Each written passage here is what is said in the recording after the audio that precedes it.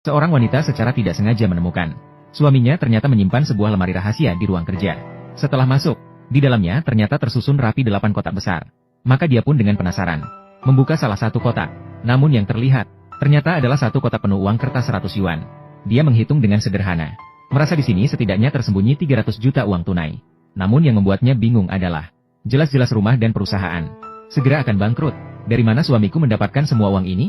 Saat dia sedang bingung, sepupunya tiba-tiba meneleponnya, mengatakan bahwa suaminya baru saja mengalami kecelakaan dan meninggal. Memintanya segera datang ke rumah sakit untuk melihat suaminya untuk terakhir kalinya.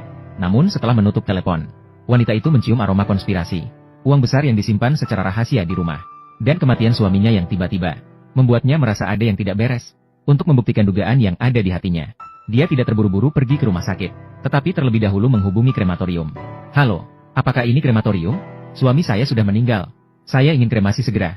Seperti yang diperkirakan, kakak ipar di rumah sakit sedang merencanakan bagaimana menjebak wanita bersama sepupu.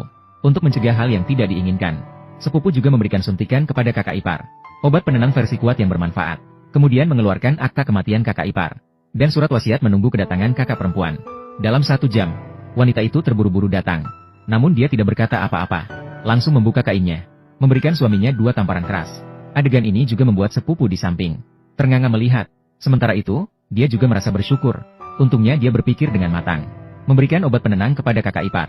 Jika tidak, 2 tamparan ini akan langsung menggagalkan rencana mereka. Dia khawatir kakak perempuannya akan membuat masalah lagi. Jadi dia segera menyerahkan surat kematian suaminya kepadanya. Kemudian berpura-pura menghibur sepupunya untuk bersabar. Jangan sampai jatuh.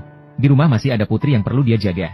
Tanpa disadari, wanita itu saat menerima surat kematian suaminya, hatinya sudah berbunga-bunga. Dengan ini, rencana selanjutnya bisa dilaksanakan. Lin Yanran, tidak sia-sia aku tulus padamu selama bertahun-tahun. Kamu juga telah membantuku dengan besar. Kemudian dia berpura-pura dengan ekspresi sangat berduka, terhuyung-huyung mundur beberapa langkah. Melihat ini, sepupunya segera mengeluarkan tabung oksigen yang penuh dengan eter, memintanya untuk segera menghirupnya. Melihat sepupunya yang tidak sabar ini, wanita itu yakin bahwa oksigen ini pasti bermasalah. Namun untuk tidak membangunkan ular di rumput, dia berpura-pura seolah-olah memikirkan sesuatu. Lalu tiba-tiba menangkap tangan sepupunya. Dia terus-menerus menggumamkan di mulutnya, suaminya pasti telah dibunuh dengan sengaja oleh seseorang. Setelah mengatakannya, dia sangat yakin harus melakukan autopsi pada suaminya. Jadi, dia menelepon dokter forensik.